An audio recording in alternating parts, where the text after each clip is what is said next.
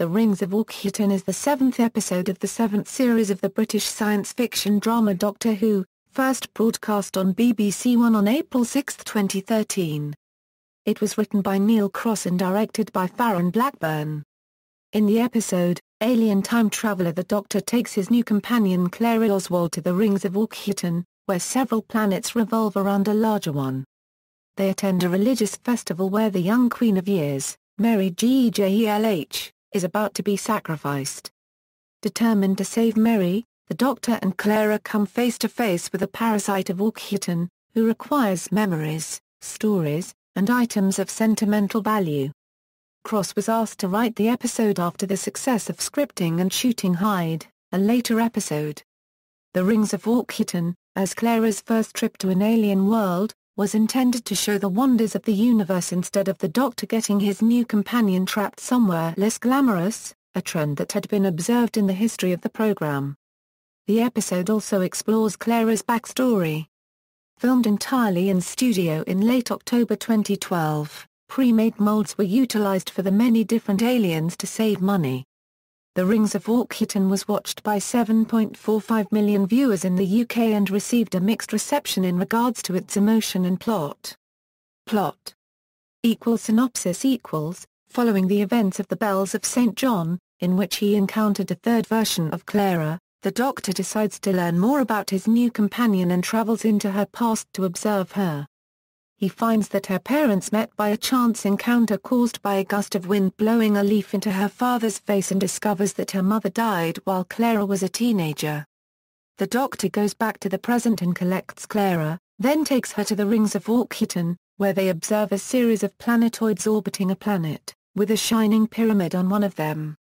The Doctor takes Clara to a giant alien marketplace and introduces her to several aliens, including a merchant named Doreen who attempts to rent them a space bike. The market does not use hard currency but rather trades in items of sentimental value. This appalls Clara, who believes sentimental items should be cherished and not given away. She becomes separated from the Doctor and encounters a little girl who appears to be running and hiding. Clara catches up to her and she explains that her name is Mary Gejelh, the Queen of Years. Mary tells Clara that she is hiding because she is supposed to sing a song at a ceremony and she is afraid to get it wrong. Clara reassures her by telling her what her mother once said, and Mary heads to the ceremony. The Doctor and Clara attend the ceremony, where the Doctor explains that since the rings were settled there has been a constant song sung to keep an angry god asleep. The people fear that the god, which they call Grandfather, will awaken and consume the entire universe if the song is ever interrupted. Mary begins singing, joined by a chorister at the pyramid. During the song, a mummy in a glass case at the pyramid begins to awaken. Mary panics, believing she got the song wrong. A beam of light from the pyramid envelops her, and she is pulled towards the pyramid and the mummy. The Doctor and Clara find Doreen and rent the space bike using Clara's mother's ring as payment. They ride the bike to the pyramid where they find the mummy struggling to escape the case and consume Mary's soul. The Doctor promises Mary that she does not have to sacrifice herself and that he will stop Grandfather. As they attempt to leave, a group of creatures called a Gejelh arrive and attempt to force Mary to sacrifice herself. The Doctor holds the Gejelh at bay long enough to let Clara and Mary escape from the throne room, but then the case shatters and the mummy breaks free. A ray of light strikes the planet, revealing that Grandfather is Akhaten itself, a planet-sized parasitic creature. Clara and Mary flee back to the ceremony and the Doctor faces the creature, realizing it feeds off memories, stories, and feelings. He tries to overfeed it by offering the sum total of his Time Lord memories. Mary also leads the citizens in a song of hope, confusing Akhaten who then disappears. However, the Doctor's memories are not enough to sate the creature and Akhaten reappears. Clara returns to help. She offers Akhaten the leaf that blew into her father's face on the day he met her mother, which contains an infinite amount of untold potential that Clara's mother never saw because she died early. Akhaten, overwhelmed by the infinite potential it has consumed, implodes on itself and the rings are saved. The Doctor returns Clara to her home on the same day they left and gives her back her mother's ring, telling her that all the creatures she saved wanted her to have it back. Suddenly Clara remembers seeing the Doctor at her mother's funeral and asks why he was there. He tells her that she reminds him of someone who died and she rebukes him for using her as a replacement, but he assures her she is not a replacement and Clara leaves. However, the moment she is gone, the Doctor's expression becomes grim and closes the TARDIS door that Clara left from. Continuity equals, in the Bells of St. John, the Doctor finds a preserved leaf pressed between the pages of Clara's book, 101 Places to See. Clara enigmatically refers to it as page 1. The opening scene in the Rings of Akhaten explains this statement, showing how a mishap involving the leaf led to her parents' first meeting. The Doctor mentions to Clara that he had visited Akhaten long ago with his granddaughter. This is a reference to Susan Foreman, the Doctor's granddaughter and companion who travelled with the first Doctor. Production: writer Neil Cross was a Doctor Who fan, but had never had the time to write an episode. Executive producer Caroline Skinner, who was new with the 7th series, knew him and offered to work his schedule around writing an episode. He was willing to do it. Executive producer and lead writer Stephen Moffat was pleased to have Cross join, as he was a showrunner in his own right with Luther. Cross had written the 9th episode of the series, Hyde, which was liked by the producers, and so Cross was asked to write the Rings of Akhaten, when he was in the UK after Hyde had completed filming.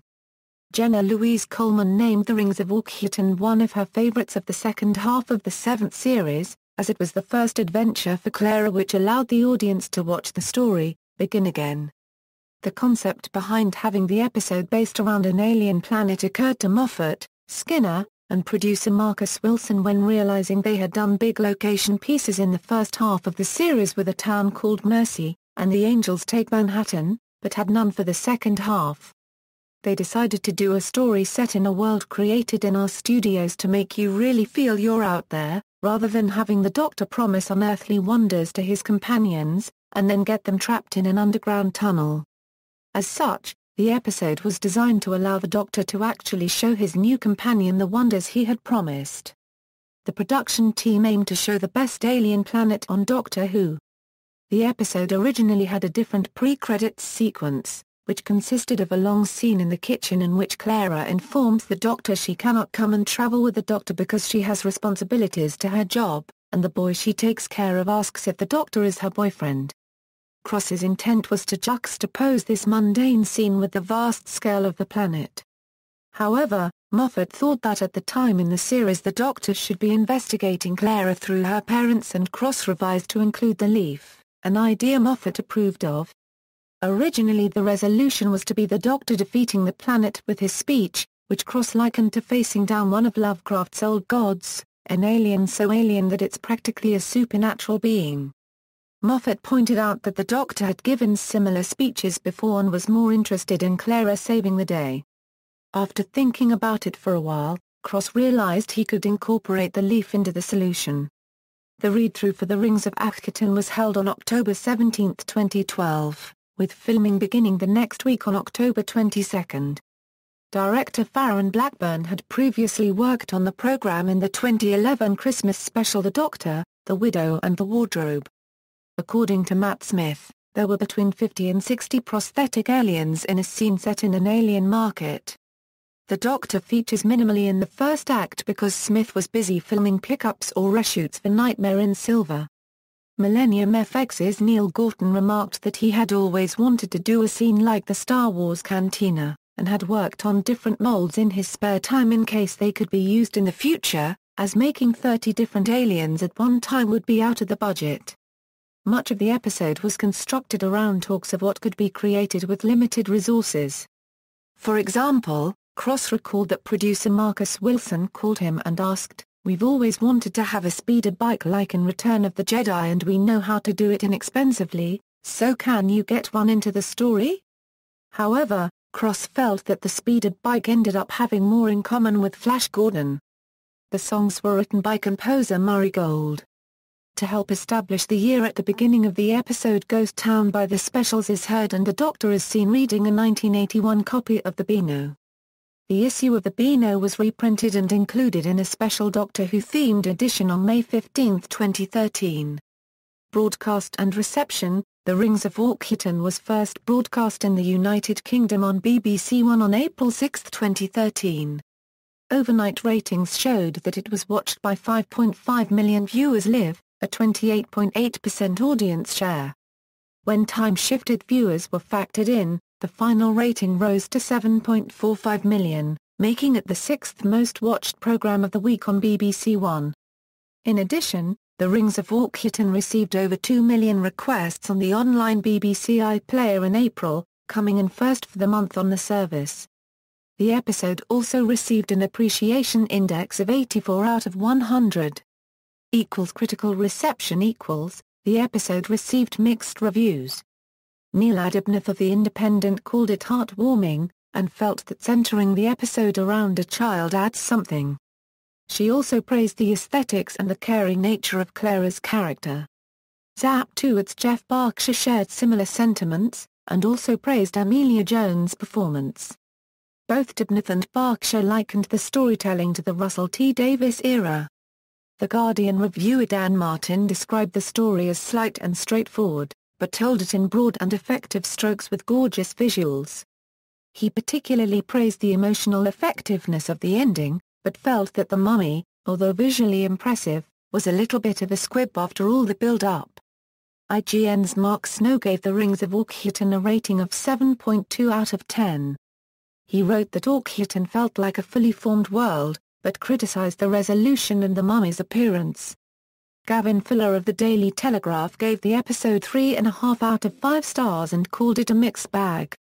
But still with enough elements of uniqueness to demonstrate, almost 50 years on, just why there is still nothing like Doctor Who on television. He wrote that the religion and singing was well realized, but felt the mind parasite was too similar to the Great Intelligence which was featured the previous week, and also thought the many aliens gave more than a hint of trying too hard and did not get things off to the best of starts. Digital Spy reviewer Morgan Jeffrey praised Clara and the monsters, but felt that after a good build-up the episode fell apart at its climax, which he felt was far too fantastical. SFX reviewer Richard Edwards was more negative, giving the episode 3 stars out of 5. He felt that the story had a lot of interesting ideas but then became standard. He also criticized the use of the sonic screwdriver and the Doctor's monologue, which he felt had been overused too much recently, but said that the episode was saved by Clara. Patrick Mulcairn of Radio Times was also disappointed, saying that it amounts to little more than series of events and has a more preposterous premise than usual. He questioned the physics and noted that there was not much of an ending and surprisingly found Smith not up to his usual performance. Doctor Who magazine reviewer Graham Kibblewhite also reacted negatively, writing, "There wasn't a wet eye in the house, as pathos run nauseatingly amok, and claimed it by some stretch the least awesome Doctor Who we've encountered for a long time." He also claimed it seemed like Cross hadn't seen an episode since the 1980s, and that even the left-field mention of the Time War feels as if it's come from a quick consult with Wikipedia. Additionally, he felt that it could be mockable, and complained that it was turning the aliens into a freak show, something to be goggled at, rather than truly met. Cross acknowledged that The Rings of Akhaten had received a mixed reception and was originally bothered by some of the criticisms. However, he said he was cheered up by children between the ages of 9 and 15 who had experienced bullying and wrote to him saying that they had been inspired by the episode. One girl told him it had changed her mind about suicide. References. External links: The Rings of Akhaten at the BBC Doctor Who homepage, The Rings of Akhaten on TARDIS Data Core, an external wiki, The Rings of Akhaten at Doctor Who, A Brief History of Time, The Rings of Akhaten at the Internet Movie Database.